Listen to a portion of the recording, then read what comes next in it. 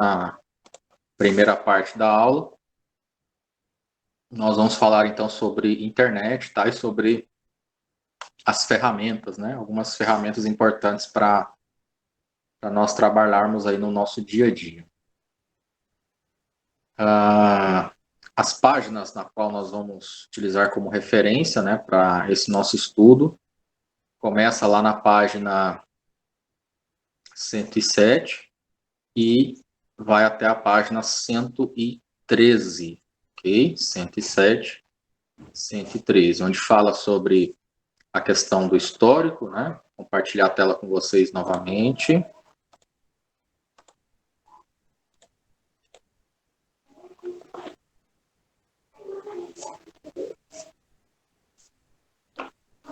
Então, página 107, onde começa a falar sobre introdução, né, internet, histórico, o que é internet.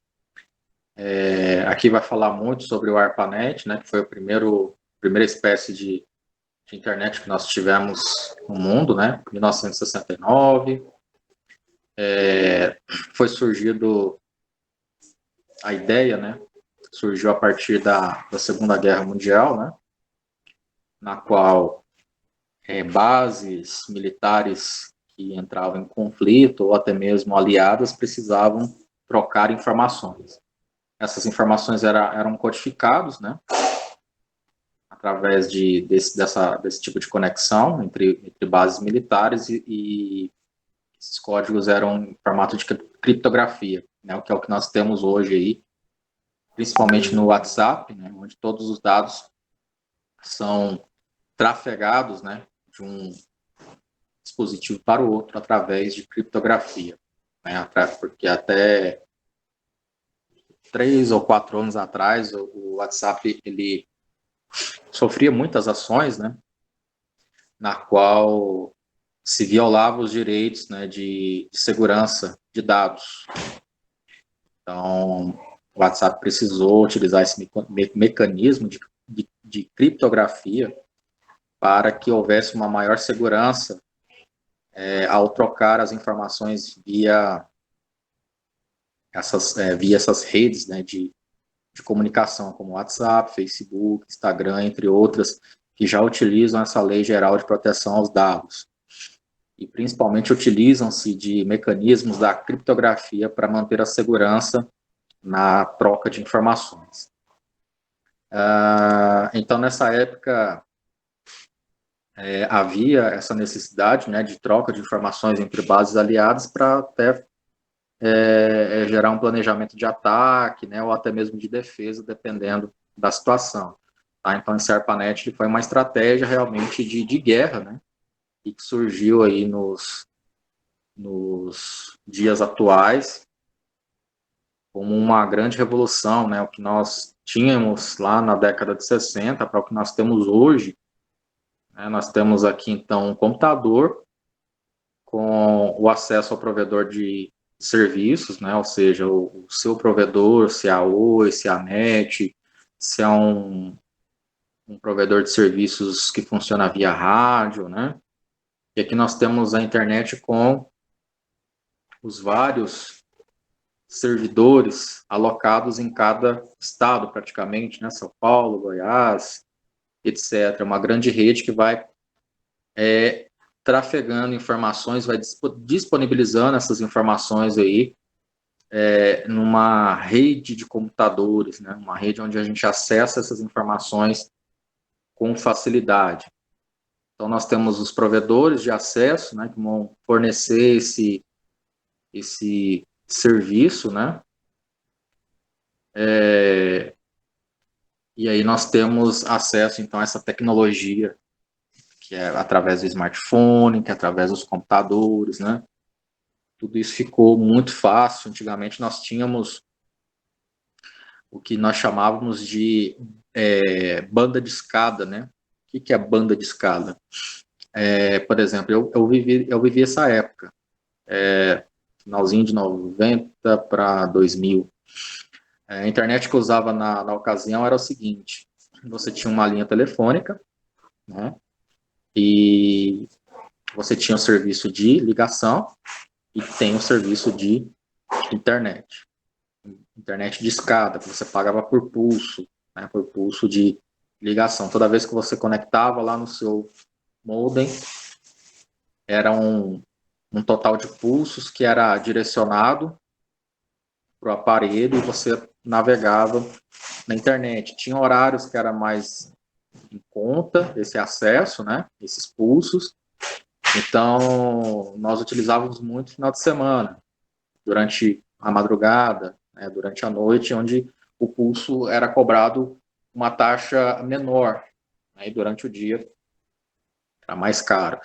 E normalmente quando você utilizava esse serviço, o que, que acontecia? Você ou utilizava o seu telefone para ligações ou você utilizava o serviço de internet, né? Olha só a diferença hoje em dia. Hoje em dia você pode utilizar vários serviços simultâneos. Você tem a TV, você tem o serviço de ligação e você tem o serviço de internet, que nós chamamos de banda larga, né? O que é a banda larga? São vários serviços simultâneos que você tem acesso a partir de um serviço único, né? Que é o, por exemplo, a Oi vende muito esse tipo de pacote ainda, né? Que é o telefone mais os serviços que vêm aglomerados a ele, né? A TV, o próprio telefone, né? Mas pela nossa lei do consumidor, a gente sabe que esse pacote que eles fazem, ele é legal, né? Se você quiser só internet, eles são obrigados a disponibilizar para você só internet, né? Mas eles vendem o pacote todo, vende o telefone, vem serviço de TV, caso você se interesse, né? Então, esse conceito, ele vem disso aí, banda de escada e banda larga, né? Antigamente, aí até vamos dizer, até os anos 2010, mais ou menos, né? Nós tínhamos essa banda de escada. Hoje não, hoje é a banda larga, né? Onde você tem todos esses serviços aí a partir de uma única linha de comunicação, né? Então você não deixa de usar o telefone se você acessar o internet, né? E assim a TV também. E olha só o quanto nós evoluímos nesse conceito, tá? Um dos materiais que eu vou deixar à disposição para vocês, ele fala de segurança da informação, tá? Então eu vou falando sobre algumas coisas, vou demonstrando na prática como que funciona, né?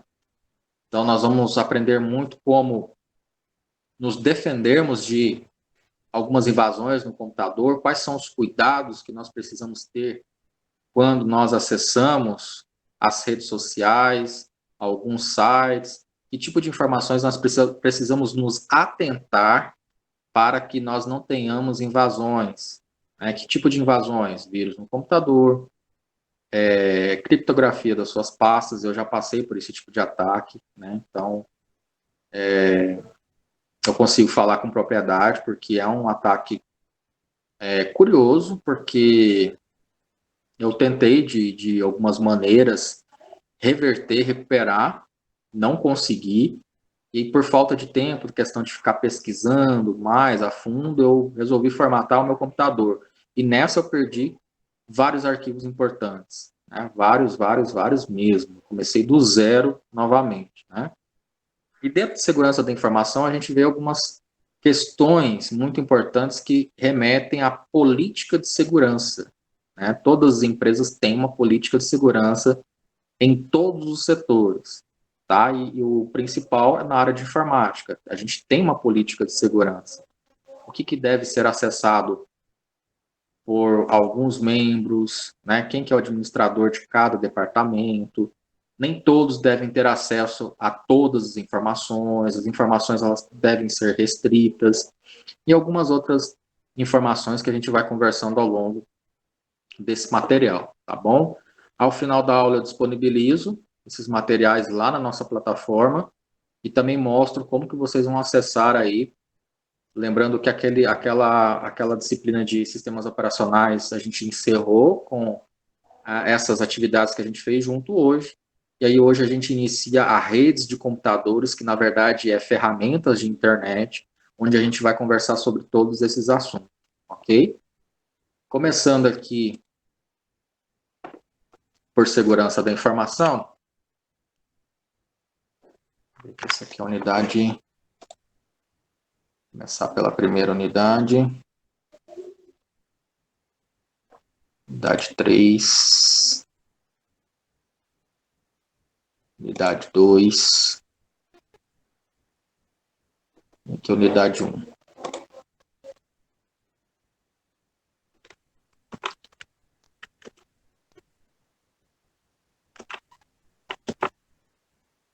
Então, aqui nós temos um breve histórico, né, relatado em imagens, na qual nós nos preocupamos sempre ao longo desse tempo em proteger as nossas informações, né?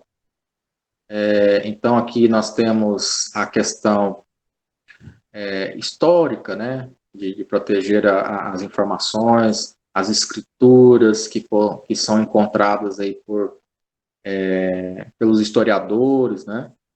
O cofre, né? O backup representado pelo disquete, né? Então, nós tínhamos aí entre 60 e 70, digamos até os anos 80, né?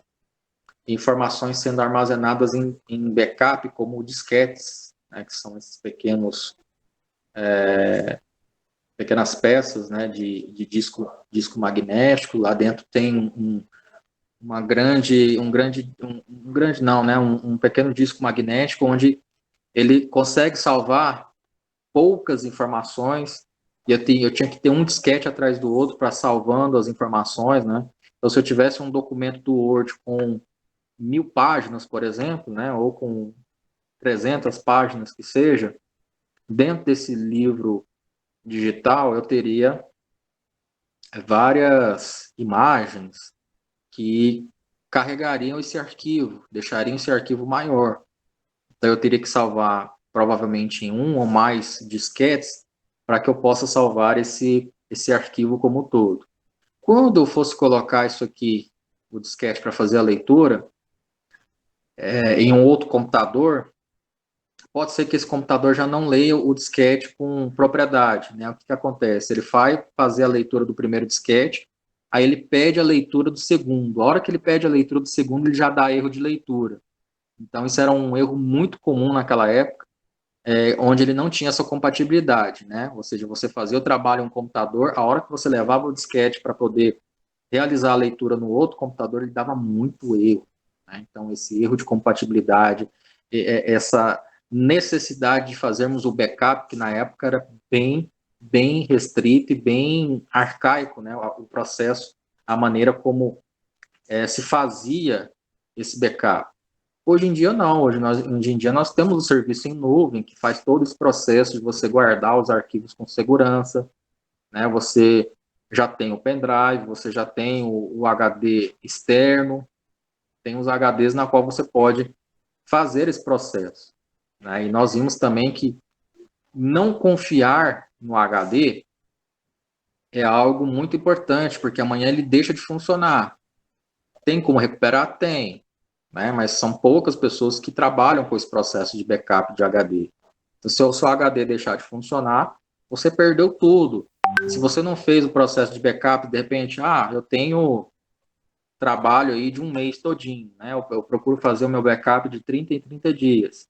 Então, tenho lá o serviço todinho de 30 dias, na qual eu tenho notas fiscais, eu tenho relatórios, eu tenho planilhas, eu tenho vídeos, de repente, que são da câmera de segurança, né? Então, eu preciso fazer o backup de tudo isso. E se eu precisar mais à frente, eu tenho vários meios onde eu posso buscar. Então, eu fiz lá no meu pendrive. Opa, mas meu pendrive é confiável, de repente? Não, então eu vou fazer no pendrive, vou fazer o backup em nuvem, vou salvar no meu computador, e aí eu tenho mais probabilidades, né, mais chances de eu conseguir recuperar as minhas informações do que eu salvar só em uma plataforma, né, de armazenamento. Então, olha só o quanto nós evoluímos nesse quesito, né? Ambientes militares, a criptologia ajudou nos principais conflitos da Segunda Guerra Mundial. Aqui fala sobre a ARPANET, né, o surgimento, o conceito que nós acabamos de falar, e o que é a segurança da informação, né? é um conjunto de medidas que constitui basicamente de controles e política de segurança, tendo como objetivo a proteção das informações dos clientes e da empresa, principalmente quando a gente fala de ativos e bens. Comentei com vocês nas últimas aulas que a informação, muito provável aí que juntamente com os recursos naturais, né, como água, como alguns medicamentos, elas serão motivos de possivelmente uma guerra mundial. Né? Por quê? Porque a informação ela gera poder, gera muito,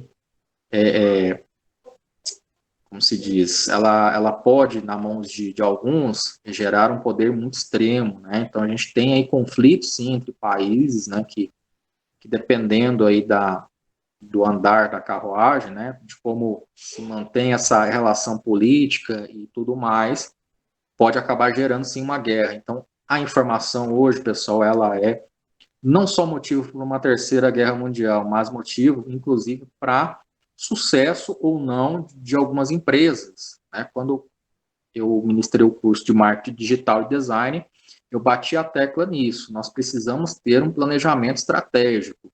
Nós precisamos entender o que? O nosso produto, nós precisamos saber o que nós estamos vendendo, para que tipo de público, as características desse público. Não é só ir lá e vender o produto aleatoriamente para qualquer pessoa, não funciona mais assim.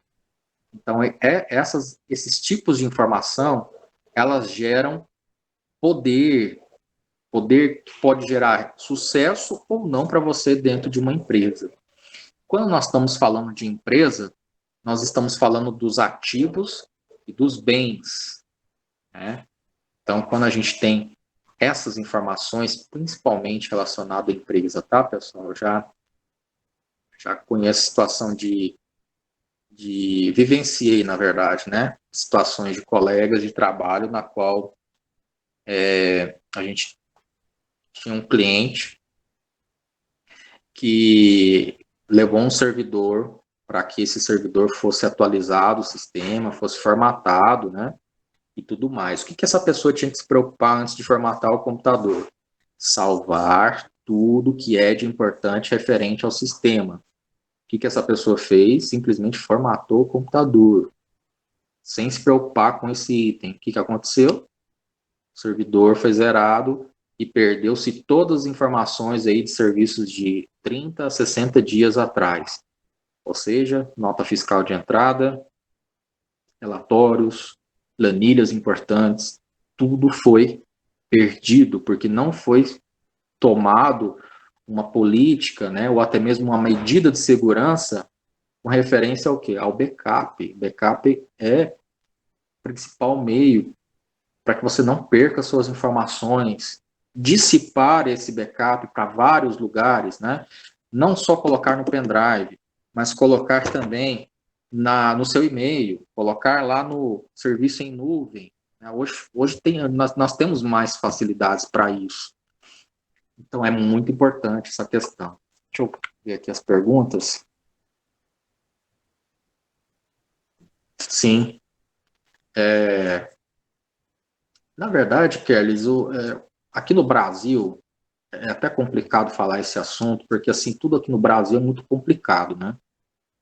Nós temos uma tecnologia atualmente que é a 4.5, que nem essa funciona perfeitamente ainda. Né? Se a gente for parar para analisar, tem várias regiões do nosso Brasil, vários pontos onde a infraestrutura ainda relacionada à internet ela é precária, né? Muito precária, principalmente se a gente for aqui na nossa região centro-oeste, ainda beleza, né? São Paulo, região sudeste, etc.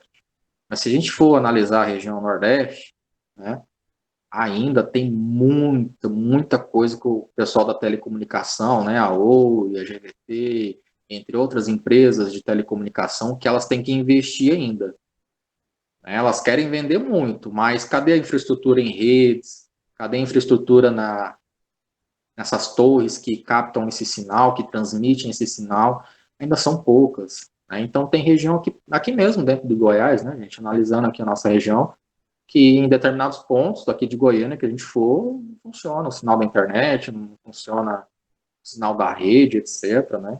Então, eu acho assim que 5G, beleza, é uma realidade que estamos engatinhando para entrar. Beleza, eles estão divulgando, estão vendendo aí esses aparelhos com esse sinal. Mas cadê a infraestrutura para que tudo rode certinho, para que realmente nós tenhamos essa tecnologia funcionando em todos os aparelhos e recebendo realmente um sinal de qualidade, né? Infelizmente, no Brasil aqui, se eu colocar 50%, eu ainda falo um número muito alto, tá? Muito alto mesmo. 2014 foi um exemplo da vergonha que nós passamos com relação à Copa do Mundo. Acho que acredito que vocês acompanharam esse fato aí. O Brasil foi ridicularizado aí pelo mundo todo com relação à internet. Tá? Isso aí nem a infraestrutura, né, relacionado aos estádios, nem nada. Com relação ao serviço que nós fornecemos aí ao pessoal que veio de fora, né, acompanhar a Copa do Mundo, para transmitir ao vivo os jogos, o noticiário todo esportivo relacionado a 2014, o pessoal reclamando que o sinal era péssimo para poder transmitir ao vivo, que a informação demorava a chegar, enfim. Nós fomos ridicularizados em todos os sentidos, né, gente? 2014, assim, foi um tiro no pé, assim, tão grande, que é algo que nós não estávamos preparados, nem em 2014, nem em 2016 para as Olimpíadas, né? O pessoal, o governo fez, né? O papel, dizendo que foi algo extraordinário, mas não foi. Foi um tiro no pé e é algo que devia ser revertido, esse dinheiro todo, para outros investimentos, né? Enfim, não vou entrar em detalhe muito nisso não, né? Que a gente fica revoltado com tudo que está acontecendo hoje, né? Se tudo tivesse sido revertido para que realmente a gente precisa, né? Hoje a gente não estava passando tanta dificuldade, né? Mas, enfim, falando em termos de 5G, nós estamos sim engatinhando, mas dizer que nós temos uma tecnologia de ponta, falta muita coisa ainda. Jane, tem um HD corrompido, é complicado recuperar os dados? Depende, se esse HD funciona ainda. Se HD funcionar, dá para recuperar. Agora, se ele de repente, não reconhecer o HD mais, na hora que você conecta ele no computador, ele não reconhecer mais, aí só com quem mexe com recuperação de dados, né? Ele vai abrir o HD, vai ver aquele disco magnético, e ele tem todo o equipamento necessário para fazer isso, né? Sim, se o HD estiver funcionando, dá para fazer. Mas se ele não estiver mais reconhecendo no computador, só quem trabalha com isso. Eu tinha o contato da pessoa que trabalha com recuperação. Aqui em Goiânia nem sei se tem mais, porque na época era a única empresa que mexia com isso, que trabalhava com recuperação de HD. Tranquilo, Fernanda, sem problemas.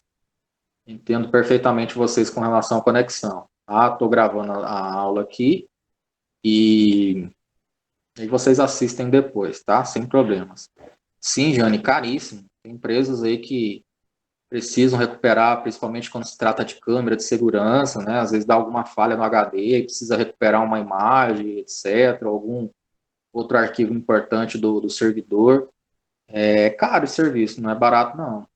Realmente é algo que, para evitar, né, que o HD se corrompa, a gente precisa tomar esses cuidados antes, né? Por isso que eu falo, tudo que você tem de importante, coloca lá em nuvem, coloca no pendrive, coloca em todos os lugares possíveis que você puder, porque a hora que der falha em um equipamento, você perder seu pendrive, queimar seu HD externo, seu computador não funcionar, vai estar tudo guardadinho lá na nuvem, você não perde nada, né? Certo? Então, voltando aqui.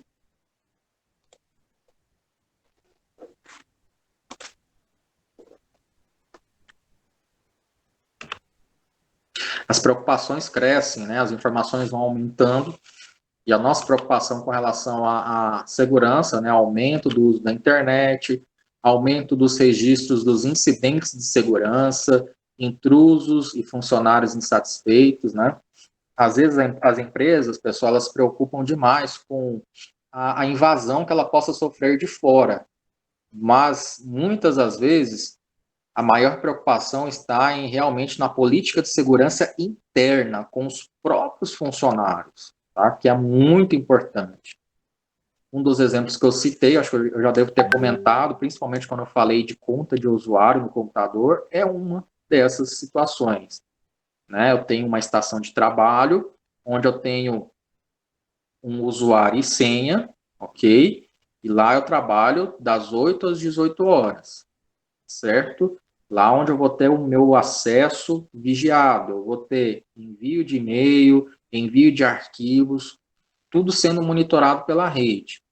Se algum funcionário, por maldade, isso acontece muito, tá, gente? Isso acontece demais. Entra no seu computador e desfalca, por exemplo, algum arquivo da empresa que seja importante, faz alguma ação que de repente te prejudica, né? Acontece demais. A gente pensa que não, mas acontece em ambiente de trabalho. Como é que você vai provar por A mais B que não foi você, sendo que o computador estava aberto no seu usuário e na sua senha, né? Então, bloqueie o seu usuário e sua senha, não deixe com que ninguém tenha acesso à sua estação de trabalho sem a sua autorização. Essa é uma das políticas de segurança, né? Cada um tem a sua estação de trabalho com seu usuário e senha. Política de segurança básica, né?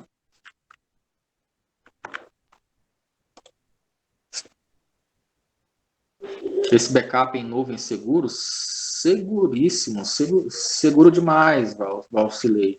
Sistema do Google, né, que é esse que eu mostro para vocês, quando vocês entram, cria documentos e tudo, lá também tem como você criar pasta, como assim como eu mostrei para vocês. E dentro dessa pasta você arrasta tudo que é de importante do seu computador lá dentro.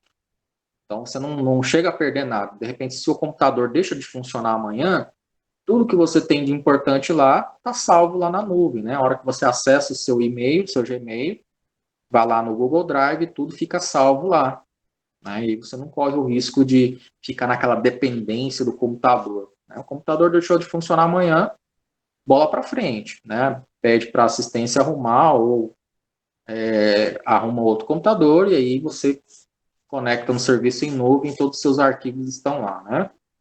O Google é o serviço em nuvem gratuito, né? E seguro, ok?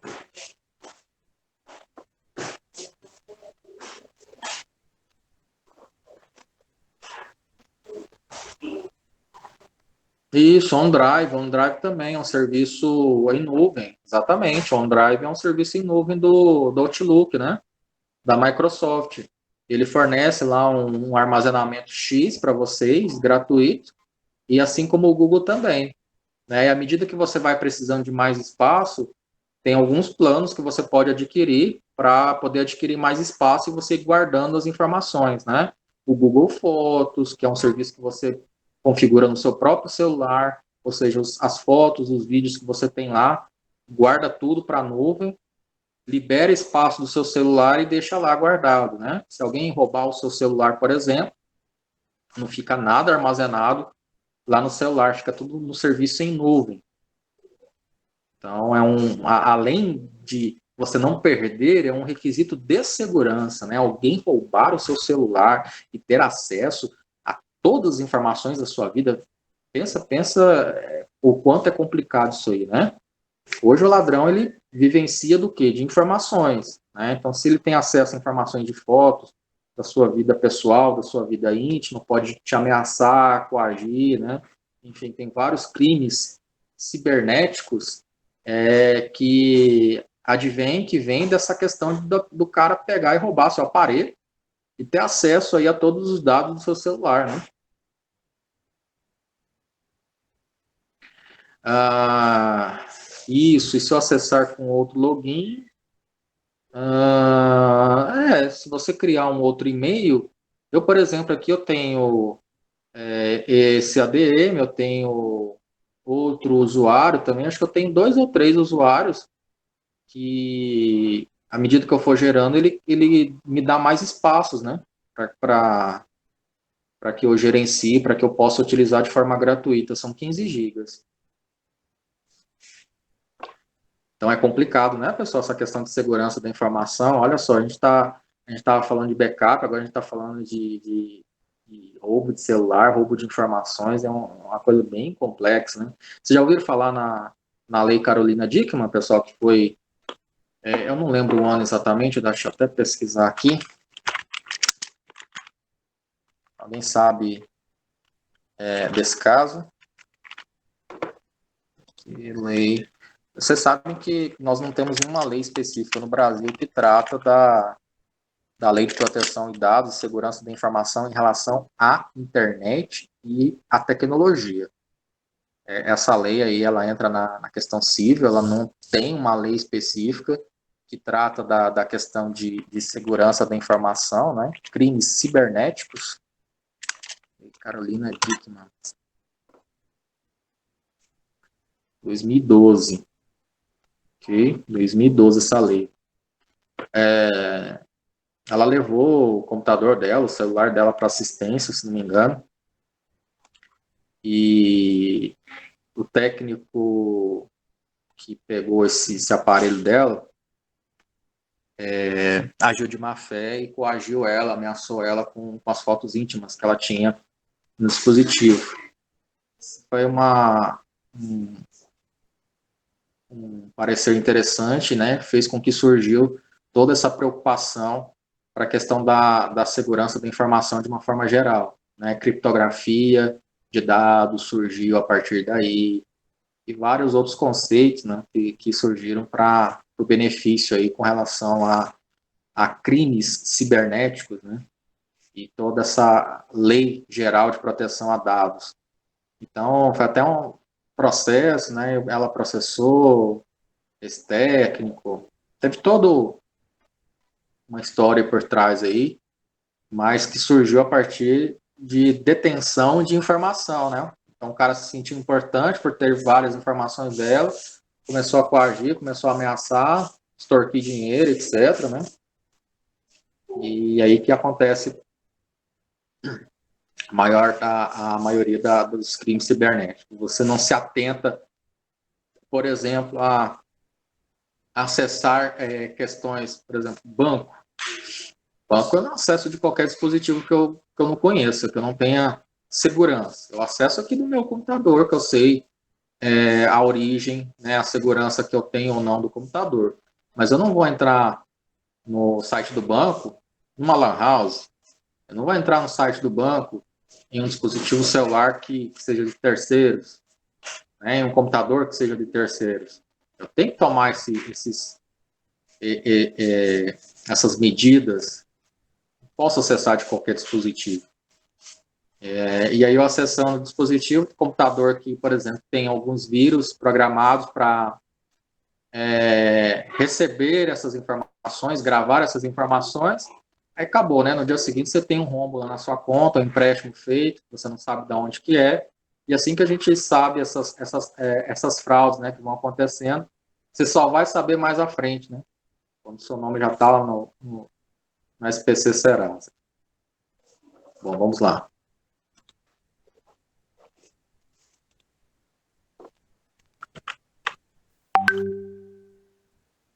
Aumento do registro dos incidentes, numerosos relatos de vulnerabilidades.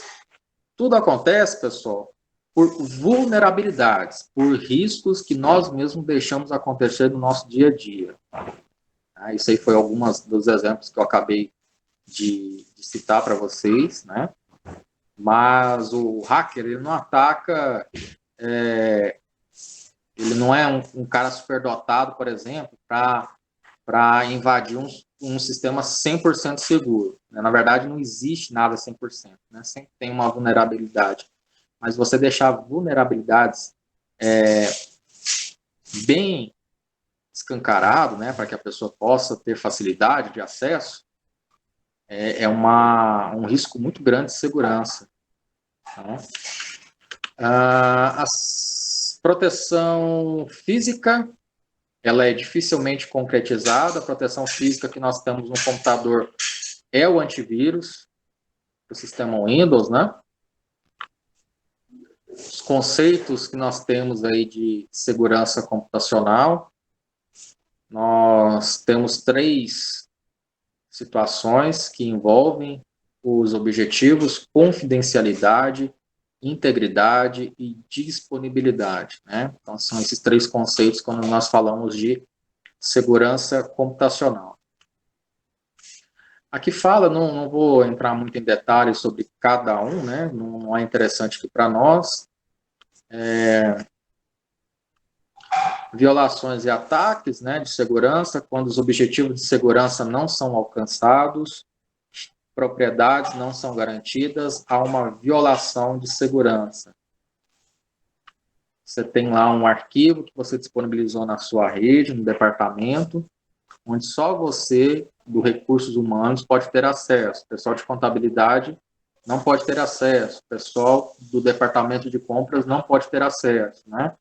Então, quando você tem uma violação desse nível de acesso a determinados documentos, você tem uma violação de segurança. As principais ameaças, tá? Isso aqui foi uma pesquisa retirada da Pesquisa Nacional de Segurança, em 2007, apesar de ser uma pesquisa um pouco antiga, né? Mas é o parâmetro que a gente encontra ainda nos dias atuais. Quais são as principais ameaças? Vírus, 66%. Né? Funcionários insatisfeitos, 53%. Divulgação de senha. Né? Então, por exemplo, eu tenho uma rede Wi-Fi aqui, onde eu tenho uma rede que seja aberta, onde todo mundo consegue ver o usuário, né?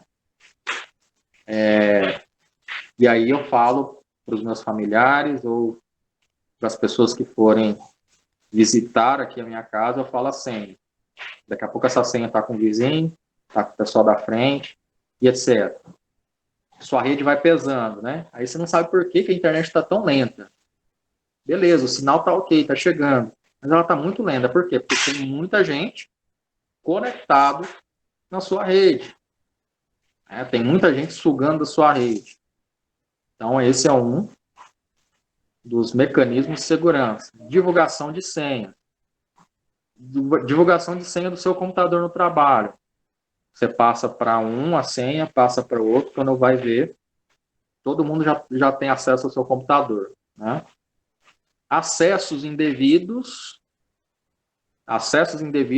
no computador também pode ocasionar vírus ou outras ameaças, vazamento de informações, fraudes, erros e acidentes. O que são fraudes? Você recebeu um e-mail, você recebeu uma notificação na sua rede social falando que você foi o ganhador de um iPhone X, etc, que você foi o ganhador não sei do que você precisa atualizar informações bancárias, que você recebeu uma ordem judicial. Você caiu em uma fraude. A gente sabe que atualizações bancárias jamais são enviadas por e-mail. Você sabe que uma ordem judicial jamais vai ser recebida por e-mail. Você sabe que qualquer tipo de atualização em órgãos públicos jamais é feito por e-mail. Então, você caiu numa fraude, você clicou no arquivo, executou no seu computador, e aí você está vulnerável às diversas ameaças que nós temos, né? Ataque de hackers, falhas na segurança física, uso de notebooks, fraudes em e-mail, que a gente acabou de comentar, né?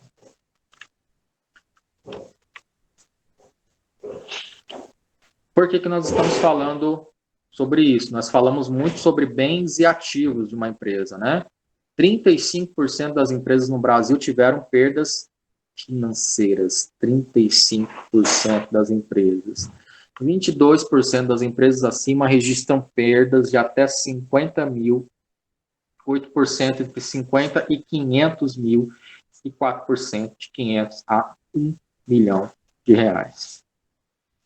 65% não consegue quantificar o valor dos prejuízos. Tem empresa que está perdendo por não se atentar a segurança da informação, nem sabe que está perdendo dinheiro, nem se atentou a esse detalhe, a tentar identificar, de repente, o que pode estar subtraindo aí dos prejuízos, né? O que pode estar acontecendo. Alguns perfis e aplicativos, né? Então, aqui a gente tem a definição de malware, né? É um aplicativo ou programa que explora da sua vulnerabilidade, da sua fragilidade. Podem ser divididos em duas categorias: os que precisam de um aplicativo hospedeiro e os que são independentes. Esses são os piores, eles agem por conta própria, né? E também são diferenciados por poderem ou não se replicar. Então, você abriu um e-mail e aí você compartilha esse e-mail, né? Principalmente pelo WhatsApp. Nossa, achei tão legal essa corrente aqui, vou mandar.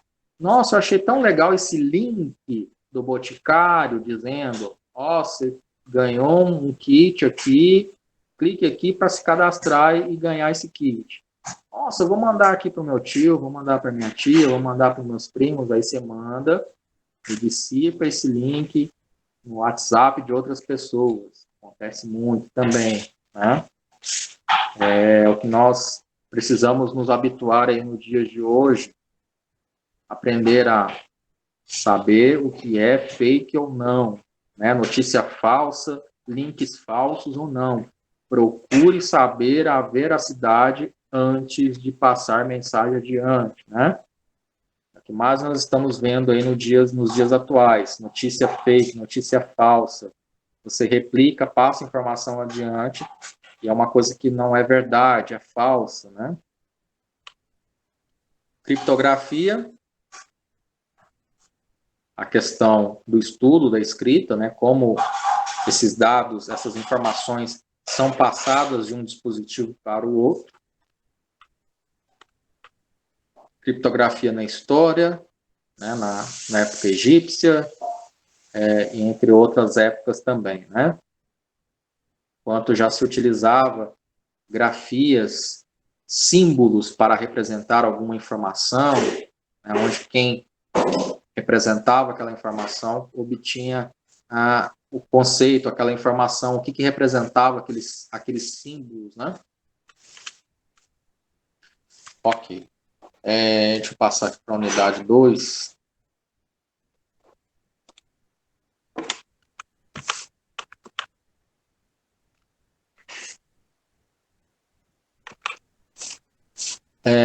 Ataques na internet, né? Quais são os principais ataques? Aí eu vou mostrar um vídeo bem interessante desse instituto chamado CERT.br. Ele tem uma cartilha de segurança da internet, que é interessante vocês passarem lá, darem uma visualizada, uma observada melhor. E tem alguns vídeos que são bem interessantes que falam desses tipos de vírus, tá? Acesso a conteúdos impróprios ou ofensivos, contato com pessoas mal intencionadas, né, principalmente os pais, que têm que se atentar aí com quem os filhos conversam na internet, a gente não sabe, né? A gente não tem bola de cristal para adivinhar quem é honesto ou não, quem é bem intencionado ou não. Furto de identidade, algo que acontece muito. A pessoa pega os dados da sua rede social, cria uma página não oficial, né, uma página fake, com suas fotos e dissipa informações falsas, ou faz algo com uma intenção, uma má intenção, né, a fim de incriminar você ou fazer algo até pior, né? Furto e perda de dados, invasão de privacidade, divulgação de boatos, dificuldade de exclusão, dificuldade de detectar e expressar sentimentos. Aí são as vulnerabilidades, pessoas que vão tendo essas dificuldades, vão se relacionando com qualquer indivíduo, né? Dificuldade de manter sigilo, uso excessivo, plágio e violação de direitos autorais. Então, São esses principais ataques que a gente tem. Para que serve esses tipos de ataque? Para demonstrar poder, né? Você pode coagir, pode fazer ameaça, enfim. Prestígio, motivações financeiras, motivações ideológicas e motivações comerciais, né? Acontece muito, principalmente com relação financeira, né? O estrago financeiro que um ataque de vírus pode ocasionar aí numa empresa, né? Assim como vocês viram em dados na qual se perde aí, dependendo, a 500, a 1 milhão de reais, né? Os vírus de computadores, eles podem apagar as informações, igual aconteceu comigo, né? Ele criptografou todas as minhas pastas, então, à medida que eu fosse clicando em uma pasta, ele não deixava eu abrir e ler o conteúdo original do arquivo, ele aparecia um monte de símbolos, todos criptografados, onde só descriptografa a partir de um programa, onde ele vai restaurar e voltar à originalidade do programa, né, a originalidade do arquivo. Mas nada muito fácil, tá, gente? Então, por isso que a gente precisa tomar muito cuidado. Ele captura informações, vocês vão ver os screen loggers, que tira foto de tudo que você está fazendo, altera o funcionamento normal da máquina. Então, quando sua máquina estiver assim, lenta, ou de repente você está numa página, aí abre um monte de janelas aleatórias, ou executa funções que não estavam acontecendo, não estavam sendo realizados com frequência, desconfie, né, que pode ser um vírus no computador. E essa modificação, ela pode incluir uma cópia do vírus, ao qual poderá infectar outros aplicativos. Tá? Como você vai ver, um programa que estava com problema a ser executado, de repente passa para os outros também. A contaminação entre máquinas pode ser realizada através de dispositivos removíveis. Esse pendrive, ele é o grande alarme desses vírus, né? Um exemplo muito comum é o professor quando vai dar aula, né? O professor planejou a sua aula toda no seu computador, tudo bonitinho, salvou lá a aula, salvou o vídeo que ele ia mostrar na aula para os alunos, aí ele vai lá e coloca em um computador da escola. Esse computador da escola, você não sabe a origem, você não sabe quantas pessoas utilizaram aquele computador, e aí contamina seu pendrive todinho. E o professor não consegue abrir a aula. Nossa, meu pendrive está vazio, meu pendrive não tem nada aqui. E agora? Será que eu salvei? Sim, você salvou, só que ele foi contaminado por vírus que apagou os arquivos do pendrive, né? Então, o pendrive, ele é o grande inimigo na questão dos vírus, né? Se você for utilizar, utilize um equipamento que você tenha certeza que aquele equipamento é seguro, tem um antivírus, todo bonitinho, né? A contaminação, então, pode ser realizada via pendrives, ao abrir anexos nos e-mails, abrir arquivos como Word, Excel, abrir arquivos em outros computadores que ainda precisam ser executados. Okay? Aqui vai falar sobre a classificação de alguns vírus, né? Eu vou passar um vídeo que vai... Aqui fala sobre os mecanismos de segurança, né? O Firewall, que eu mostrei aquele dia no Windows, como habilita ele.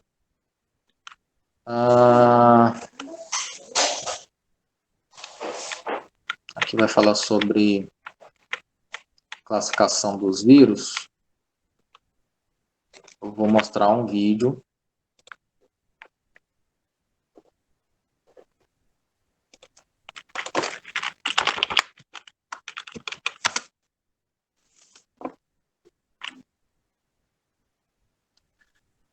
Aqui.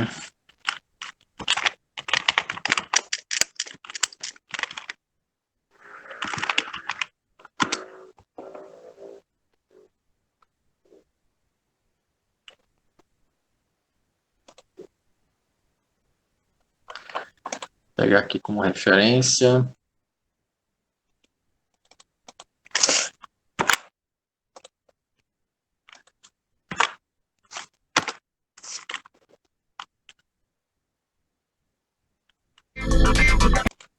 vou colocar o link para vocês aqui no nosso chat de texto. E aí vocês tiram 6 minutinhos para assistir, quem puder, tá? Quem não puder, depois assiste na gravação da aula. Vai ser esse tempinho para a gente assistir o vídeo, tá?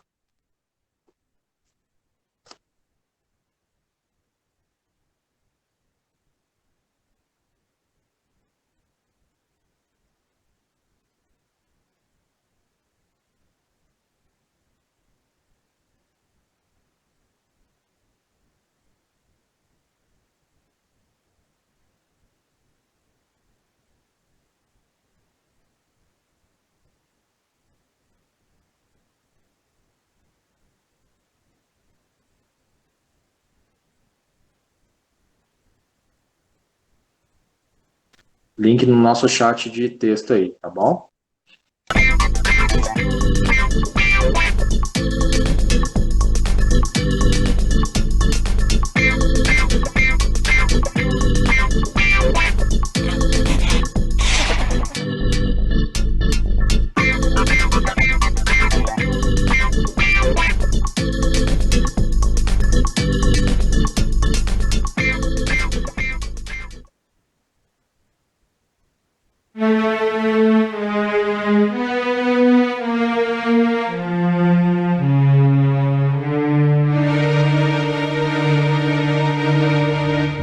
Os primeiros programas invasores de computadores foram os vírus. Os primeiros vírus de computador foram criados no início da década de 80 e se propagavam por meio de disquetes contaminados, alterando as informações de inicialização do computador.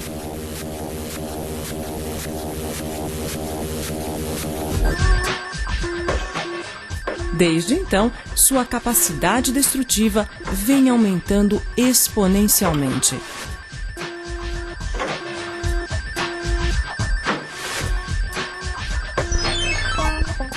E o que é pior, apareceram novos tipos.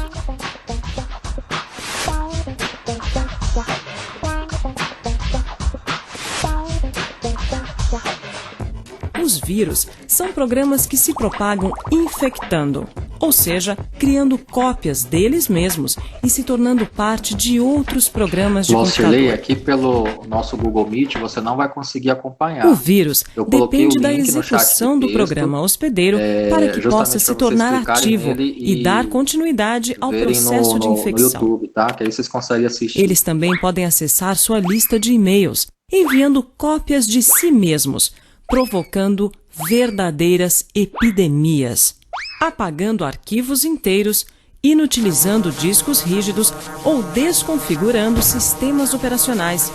Os vírus têm uma enorme capacidade destrutiva. Os worms são programas que enviam cópias de si mesmos para outros computadores. Diferente do vírus, o worm não embute cópias em outros programas e não necessita ser executado para se propagar. Eles exploram vulnerabilidades ou falhas nas configurações de softwares instalados em computadores. Os worms são programas autônomos criados para cumprir determinadas missões, como enviar spams ou atacar sites. Uma outra tarefa típica é a de abrir portas para a entrada de outros worms.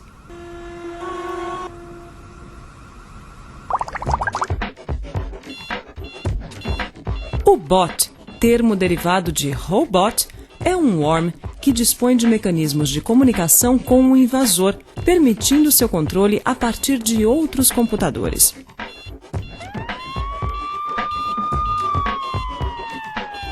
Os bots hoje são muito utilizados para tirar sites do ar e enviar e-mails não solicitados em grande quantidade. O Trojan, ou cavalo de Troia, é um programa normalmente recebido como um presente. Por exemplo, na forma de cartão virtual, álbuns de fotos, protetor de tela, jogo. Além de executar tarefas para as quais foi aparentemente projetado, também executa outras funções maliciosas e sem o conhecimento do usuário, como instalar um vírus ou abrir portas, que podem ser acessadas à distância por um invasor. Spyware é uma categoria de software cujo objetivo é monitorar atividades de um sistema e enviar informações a terceiros.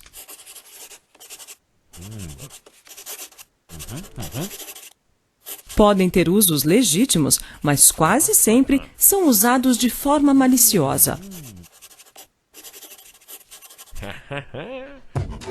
Outros tipos de programas bem conhecidos são os keyloggers e os screenloggers. O keylogger armazena as teclas digitadas pelo usuário. Normalmente, sua ativação está condicionada a uma ação prévia do usuário, como entrar num site de comércio eletrônico ou num banco, capturando as senhas e outras informações importantes. Forma avançada de keylogger, o screenlogger armazena em forma de imagem a área que circunda a posição em que o mouse é clicado.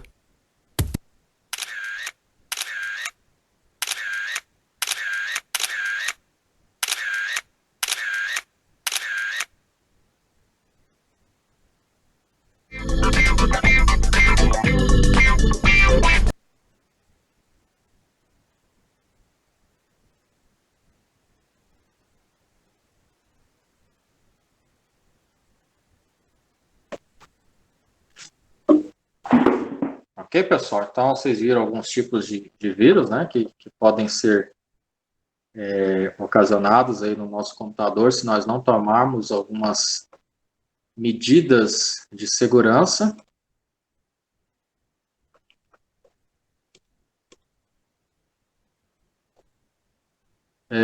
Desse material que eu vou deixar para vocês na plataforma, tem um que fala sobre criptografia, então se vocês quiserem entender como que funciona, né, essa questão dessa tecnologia, como ela é implementada nos dias atuais, vocês podem clicar no link, né, selecionar e colocar no navegador de vocês, tá? É um vídeo do YouTube também. Aqui eu vou falar um pouquinho sobre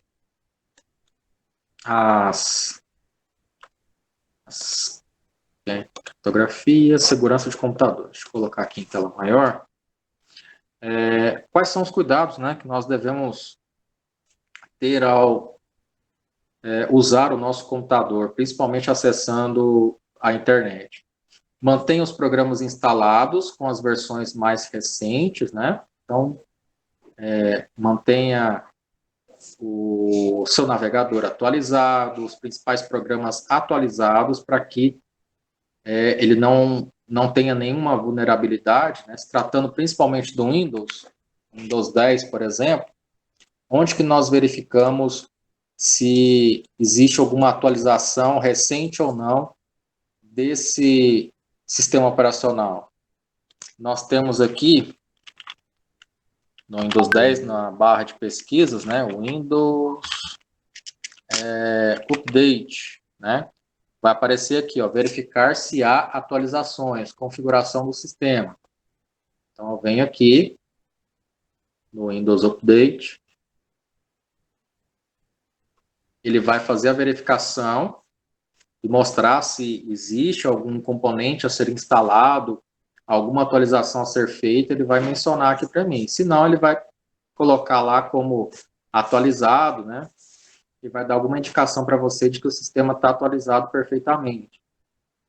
Principalmente o Windows 10, né, pessoal? Lembrando em conta que esses ataques, né, esses vírus, eles são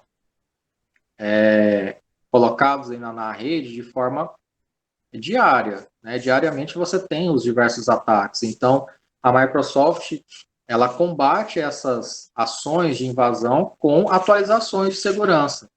Tá? Então, é importante o seu computador estar atualizado. Ó. Windows Update, você está atualizado. Então, se tivesse algum programa a ser instalado, alguma coisa a ser instalado aqui, né, atualizado, ele mostra e pede para que você faça o download. Ele faz o download e faz a instalação desse parâmetro de segurança aí, né, ou atualização de algum recurso que ele ache necessário, tá? Então, como nós visualizamos aqui no Windows 10, dessa maneira, para fazer no Windows 7 ou 8 é muito parecido, né? você precisa entrar no painel de controle.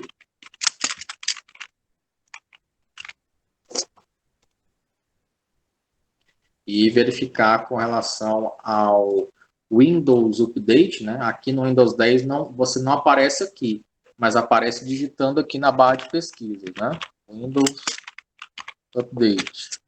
Então é importante verificar se tem atualizações. No Windows 7 ou 8 vai aparecer aqui no painel de controle. Você clica nele, verifica se tem alguma atualização. Se tiver, ele vai se comunicar com o site da Microsoft e vai fazer a atualização, né, a instalação necessária. Outros arquivos ou programas que nós precisamos nos atentar aí para ver se está atualizado. Os navegadores. Quais são os navegadores que nós mais utilizamos? O Firefox, o Google Chrome, pode ser o Opera e pode ser o Internet Explorer.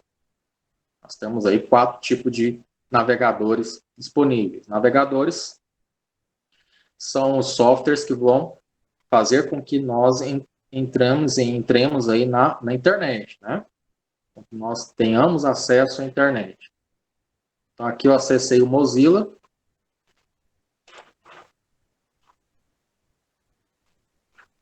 Mozilla Firefox, ele tem esse símbolo aqui, né? Onde você navega pela internet também. Um detalhe muito importante, né? Por exemplo, vou acessar aqui o site do uol.com.br. Ao acessar o site do uol.com.br, o que acontece?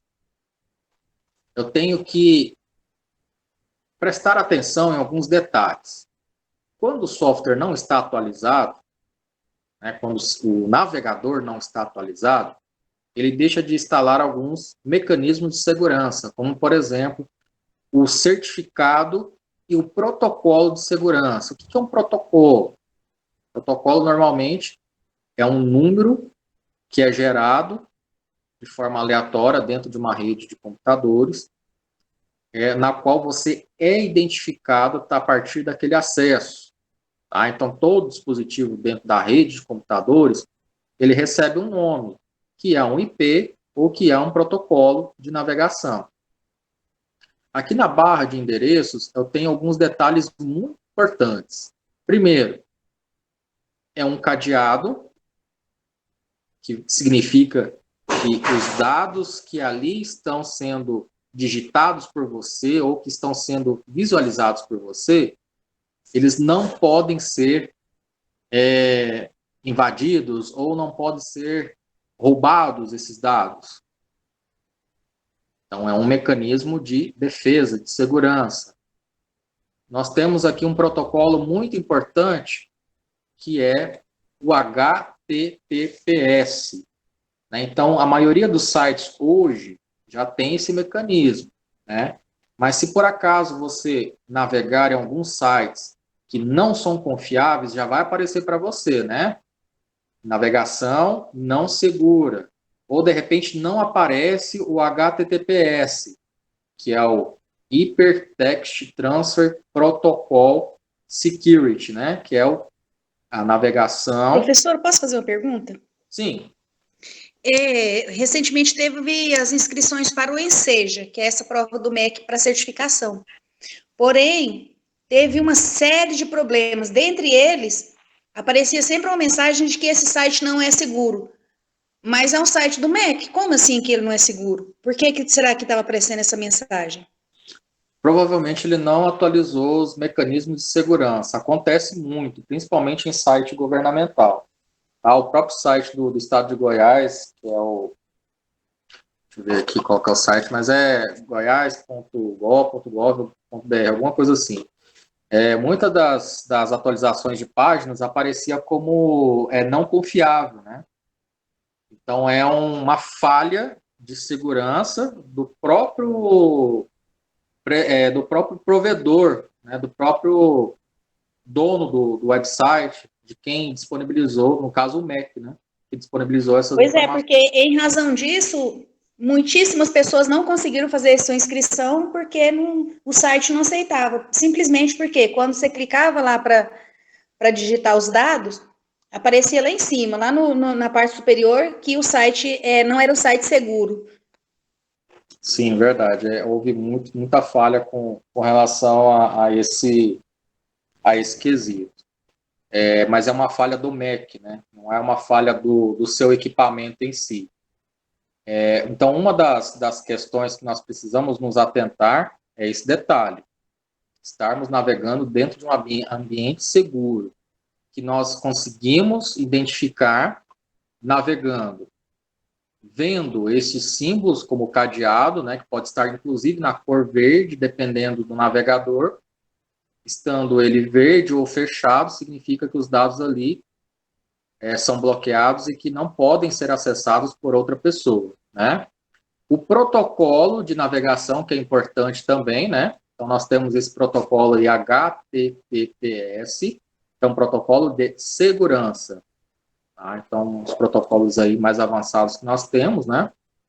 Então, a gente tem um significado dele aqui, conforme eu estava comentando, e nós temos os certificados aí, né? De segurança também. Certificado digital, que muitas empresas utilizam, para justamente trabalhar com essa proteção de dados, né? Temos muitos sites ainda que não trabalham com esse mecanismo de segurança e que, por diversos fatores, quando você vai realizar uma compra via internet, por exemplo, um cadastro no banco nem tanto, né? Porque todos os bancos hoje em dia trabalham com esse mecanismo, né? De segurança, você consegue instalar o aplicativo consegue rastrear se tem vulnerabilidade no seu equipamento ou não, e ele faz a instalação desse aplicativo de segurança. Então, em banco não é tão comum você achar, mas em transações de compra pela internet, pode acontecer de ter sites falsos. Já eu presenciei isso aí, aconteceu uma vez, né? Em compra de notebook, e aí a pessoa frauda o site da página das lojas americanas, por exemplo, não é o endereço real, é o endereço quando você clica para comprar mercadoria, gera um boleto que não é das lojas americanas ou não é nem de nenhum outro estabelecimento, e isso é fraude, né? Acaba tendo muitos golpes relacionados a isso. Então, o que mais acontece é compra pela internet.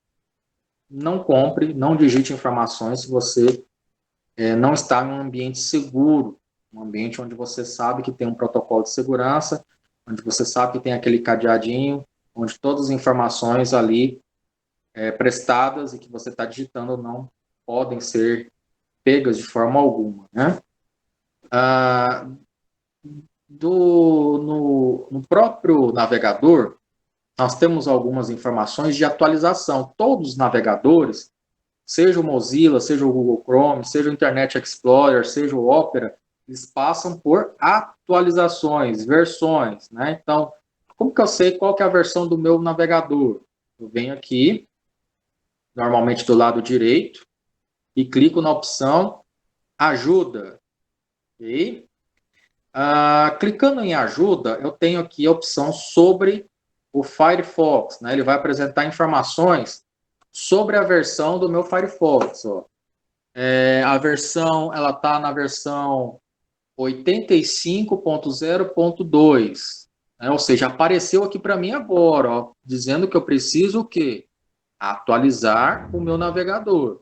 Então, mantenha o seu navegador atualizado, mantenha os principais aplicativos do seu sistema operacional atualizados para que você evite esses tipos de invasões, né? Reiniciar. Eu te instalei mês passado isso aqui, o Firefox nesse computador. Eu não uso muito, mas tem alguns sites que de repente têm um acesso melhor pelo Firefox, então eu deixo ele instalado aqui. Atualizou, viu que ele baixou automaticamente, né? Atualizou. Então pronto, aqui, ó. Parabéns, você está usando a versão mais recente do navegador Firefox. Pronto. Estou seguro aí com relação a qualquer vulnerabilidade relacionada à atualização do navegador, né? Lógico que a gente precisa continuar atento há outros detalhes, mas com relação à atualização do navegador, beleza, tranquilo, já estou atualizado, né? Agora, no Google Chrome, ele também é um processo muito parecido, né? Onde você vem aqui, do lado direito, tem os 3 pontinhos, né? Ajuda sobre o Google Chrome. Aqui, ó, verificando atualizações. E já está atualizando o navegador.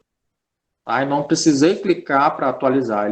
Ele verificou e automaticamente ele já atualiza a versão do navegador também. Tem pessoal que deixa lá o Google Chrome instalado há meses e não verifica esse tipo de informação, né?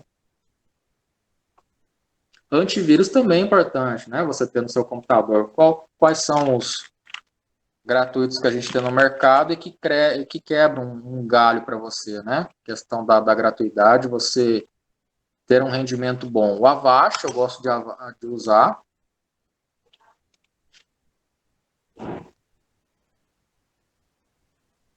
Então, eu utilizo o Avast no computador.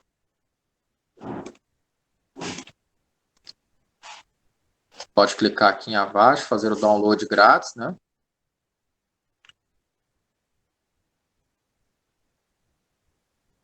A instalação é super tranquila de fazer.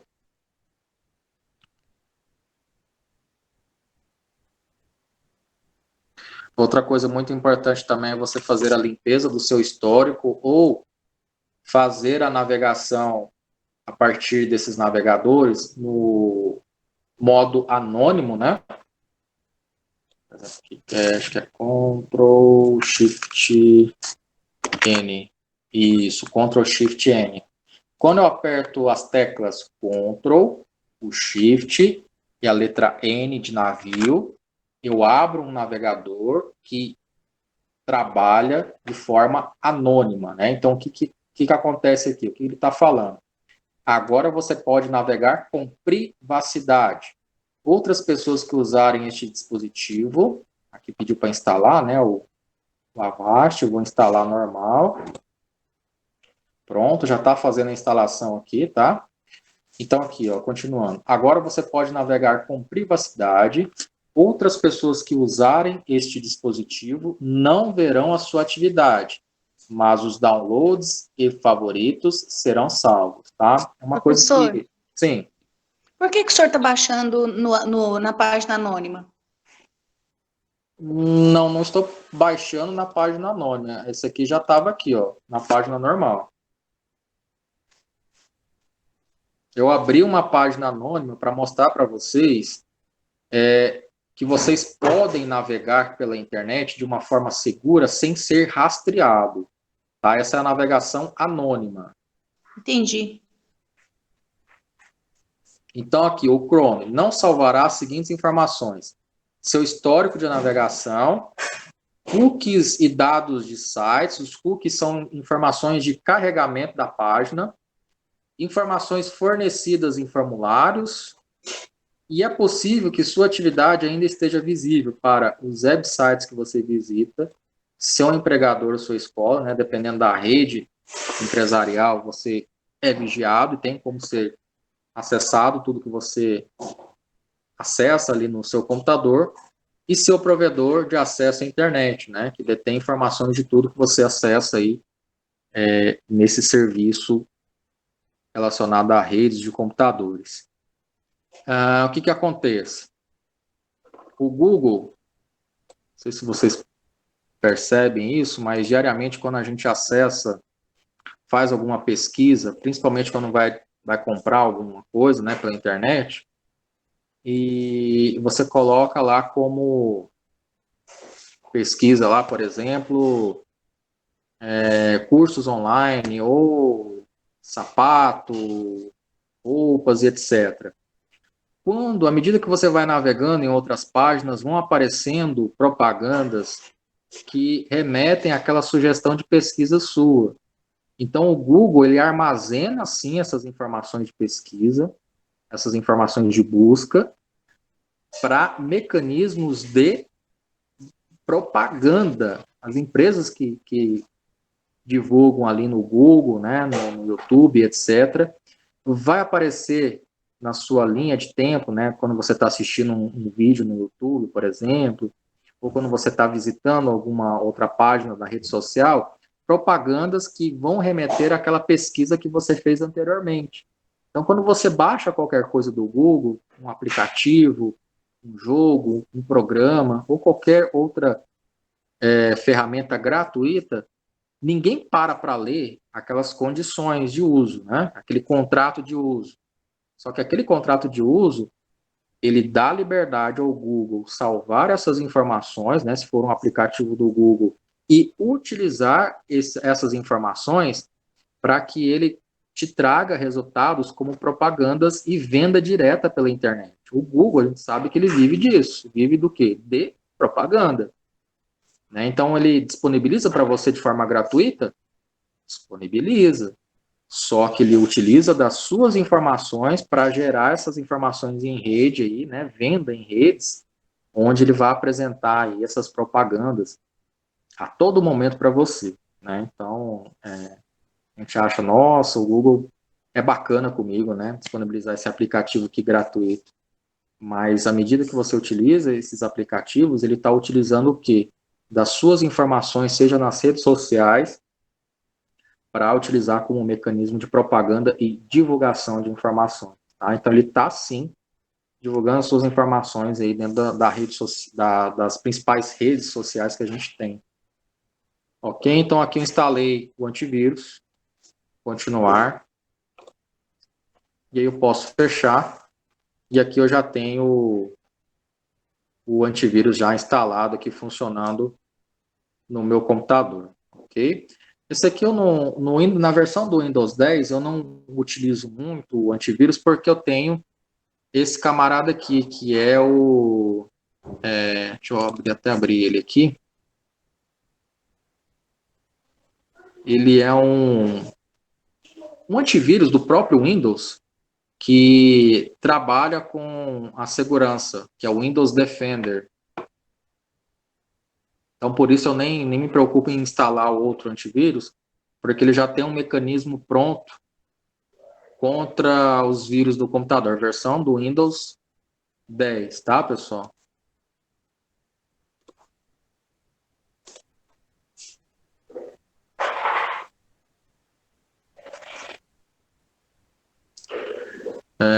Então vamos lá, mostrei o antivírus, falei sobre as questões que a gente tem que observar quando navegar em algum site, né, principalmente quando for fazer uma transação bancária. Ver se me lembro de alguma outra questão de atualização do Windows.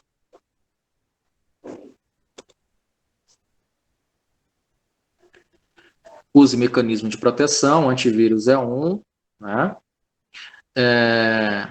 Tem alguns programas que barram os spywares, né, que foi comentado no vídeo que vocês assistiram, mas o antivírus, esse que eu mostrei, ele já faz esse papel, né? Seja cuidadoso ao manipular arquivos, ter cuidado ao abrir e-mails, pendrives, né?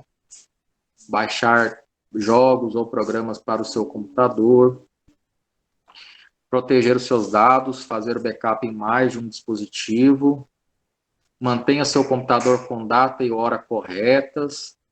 Seu computador está com problema de aparecer a hora toda vez que você reinicia, troque a bateria do seu computador, atualize a data e a hora, né? Crie um disco de recuperação, fazer o backup é muito importante, né? Seja cuidadoso ao instalar os aplicativos, realmente verifique essa questão de da onde você está retirando esse programa para poder baixar, né? Seja cuidadoso ao enviar do seu computador para serviços de manutenção. Seja cuidadoso ao utilizar o computador em locais públicos, né? Então, na house, você está conectando numa rede que você não sabe a origem. Tome muito cuidado com esse tipo de situação. Pessoal, com relação à segurança de agora, assim, nessa primeira aula, são essas informações que eu tenho para passar para vocês.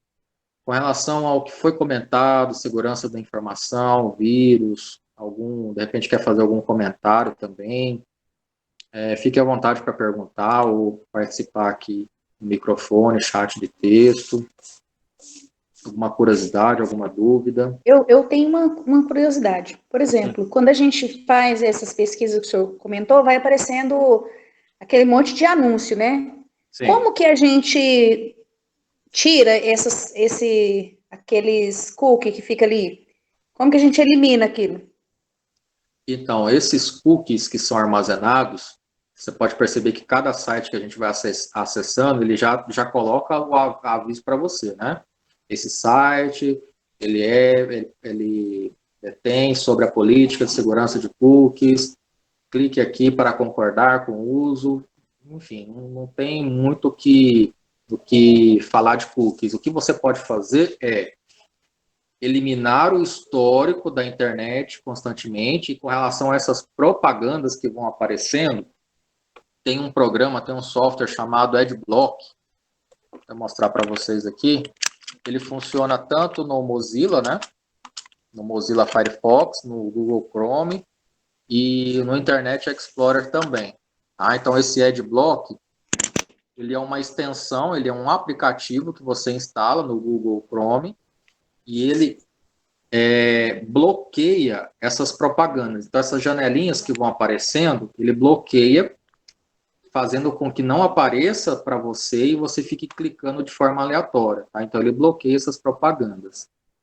A instalação é super tranquila de fazer. O meu já está instalado aqui no Google, né? No navegador. Então ele aparece aqui onde que ele aparece? Aparece... Não. Histórico, download.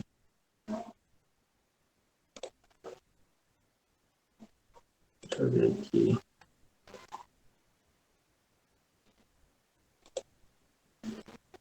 Extensões. Tem algum lugar aqui que fala de extensões. Gerenciador de favoritos.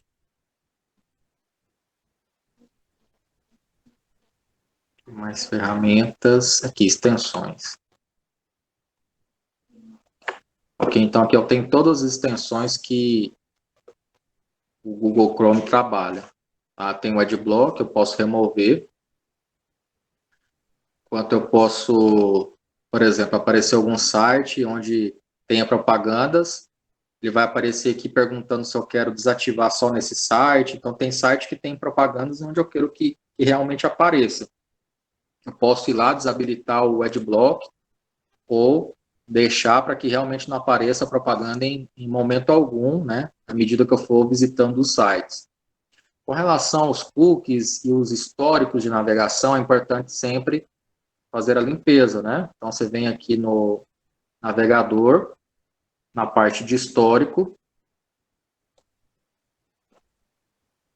Todo o histórico que você navegou desde o início, né? Você tem o seu computador, vai aparecer aqui, limpar dados de navegação. Aqui você pode limpar os históricos de navegação, tá vendo? Cookies e outros dados do site. Você pode deixar essa opção marcada. Histórico de navegação, histórico de download. Eu não deixo para limpar senhas, porque às vezes eu tenho alguns sites que eu entro com mais frequência e precisa digitar usuário e senha. Então, se eu clicar aqui, ele vai limpar tudo, né? Então, eu deixo essa opção desmarcada, né? E aí eu clico na opção limpar dados. Ele vai fazer a limpeza completa com relação aos cookies e com relação aos dados de navegação, tá? Então, isso aqui é uma outra forma de você evitar esses cookies e essas informações que ficam salvas, né? Deixa eu ver aqui uma outra questão. Bom, acho que foi essa primeira parte aí, é essa questão mesmo, né? Atualizar o antivírus, o seu sistema, ter essa questão de ir lá e trabalhar com a remoção do histórico de navegação, tentar navegar mais com a janela anônima, né? Onde não fica registrado essas informações, ok? Estou esquecendo de uma questão e acho que eu vou acabar esquecendo de falar para vocês. Mas, basicamente, são essas questões que nós precisamos nos atentar aqui quando nós estamos navegando na internet, né? Deixa eu ver aqui se tem alguma pergunta. Sandra.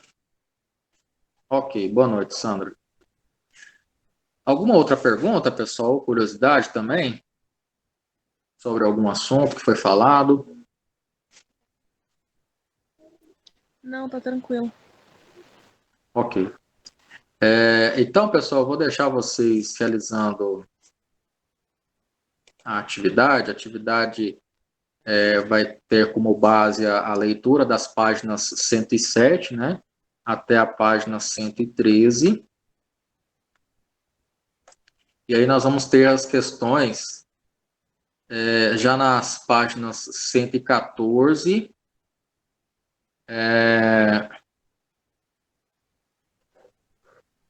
e questões 8 e 9 da página 15. A parte prática não, né, porque vocês já fizeram nessa última atividade, que é entrar na internet, pesquisar um texto, copiar e colar, né? Então, vocês já fizeram esse processo. Enviar e-mail também, eu acredito que muitos de vocês não tenham mais essa dificuldade, mas se vocês tiverem, me falem, que a gente vai praticando mais exercício com essa questão, né, de enviar e-mail, anexar arquivo, fazer download de arquivo, etc., né? Então, aqui na página 114 e 115, nós temos questões de 1 até a questão 9, ok? Vocês vão fazer o mesmo processo, faz a leitura, responde as questões e me envia via plataforma. Eu vou abrir um espaço na plataforma onde vocês vão postar essa atividade, ok? Façam a leitura, respondam as questões, copia só o número da questão e a resposta, né? Coloca lá 8, letra A, por exemplo, né? E aí me envia via plataforma. O que vocês acham, pessoal? Tá tranquilo? De repente, dá para a gente ter aula amanhã ou vocês preferem esse tempo para poder, de repente, rever a aula de hoje? A aula de hoje foi maior, assim, em termos para ler, verificar direitinho, para a gente poder responder, né? Sim. Tá, eu também acredito que tenha sido uma aula extensa, né? Realmente bastante conteúdo. A atividade ela tá bem tranquila, né, com relação às questões, mas é bom dar uma revisada na aula, assistir ela novamente e assistir, ler tudo, né? Isso, de repente ter como aplicar alguma coisa que eu mostrei aqui no computador também, né? Seria bem interessante. Da Maria.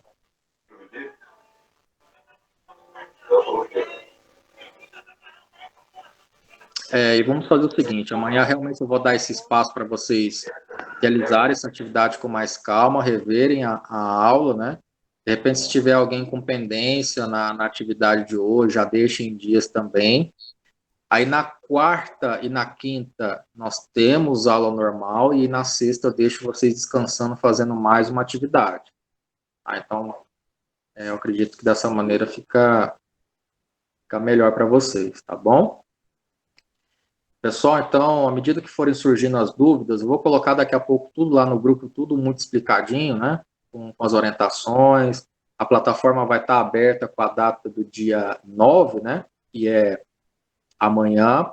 E aí amanhã mesmo, nós não tendo essa aula online, eu fico à disposição para que vocês possam tirar essas dúvidas e qualquer dúvida com relação à atividade, tá bom?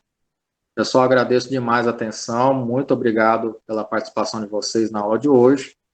até amanhã, né? No caso, não na aula online, mas estou à disposição até quarta-feira, tá bom? Obrigado, boa noite. Professor, muito obrigada, viu? Deus Eu que abençoe. agradeço, Fernanda.